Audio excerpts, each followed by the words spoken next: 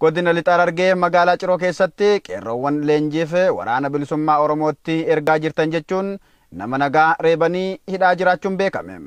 Jaaleeraan Gameessaa dabalata qabdi.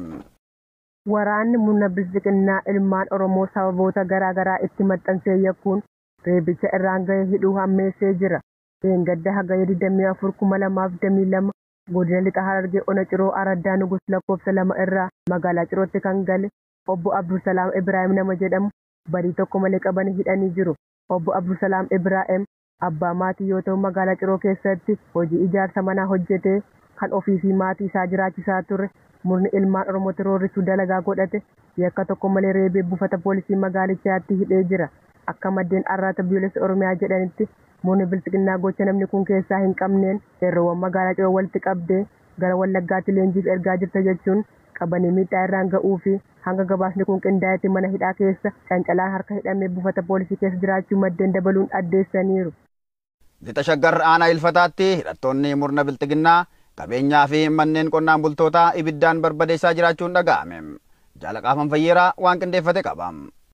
Oromiyaa keessatti hidhattoonni garee maafiyaa bilisiginnaan bobbaafaman qabeenyaaf lubbuu namootaatti taphachaa jiru.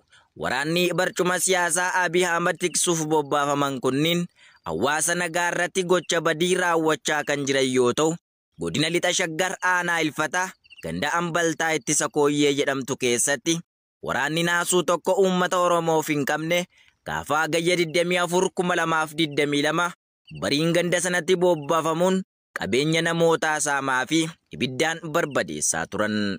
Namoonni qabeenyi isaanii jalaa barbadaa'e kunis Bookaa Irreessoo, Re'oota 20 fi mana qorqorroo 40 kana malees obbo Sanbataa Dabalaa, Raggaasaa Dibaabaa, Galaanaa Qajeelaa, Shuunee Ajjamaa, Jaallee Ajjamaa, Acaaluu Ittisaa, Sarbeessaa Akumaa, Kumasaa Raggaasaa, Qajeelaa Horaa, mana qorqorroo baallee 40 fi xaafii keeshaa 10, Bijigaa Faajjii, qorqorroo baallee 60 fi xaafii keeshaa 40 kan barbadeessan yoo ta'u, namoonni mannii fi qabeenyi isaanii jalaa barbadaa'e kun mi'a mana keessaa tokkoyyuu kan hin baafanne ta'uu jiraattonni gandicha arraata biyyoolessa Oromiyaatti himaniiru.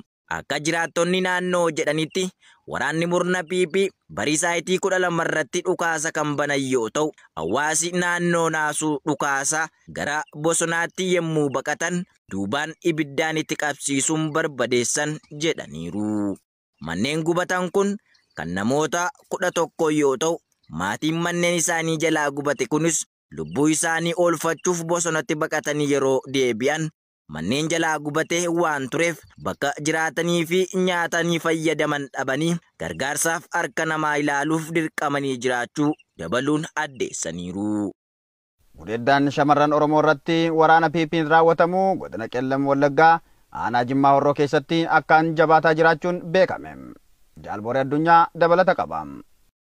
Sirna mootota durii deebisuuf kan ifaaju mataan naftanyoota Abiy Ahmad waraana isaa naamusaa fi dandeettii waraanummaa hin qabne uummatatti bobbaasuun guyyaa guyyaan saamicha hidhaa ajjechaa fi gudeeddiin osoo nafiin uummata irratti raawwachaa jiru.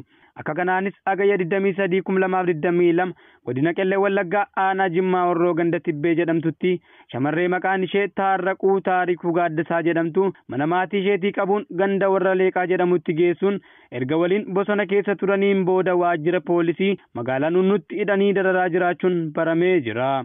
Shamarreen kun barattuu yuunivarsiitii yoo taatu boqonnaaf gara maatii isheetii akka galtees arraatni biyyoolessa Oromiyaa odeeffatee jira. Gudeeddiin shamarran Oromoo irratti raawwatamu ittuma fufuun hagayya 24/2022 onuma Jimmaa Horroo ganda Unee jedhamutti daa'ima umurii 12 bakka isheen midhaan eegdutti qabuun gudeeduu maddeen gamasii dubbisne himanii jiru.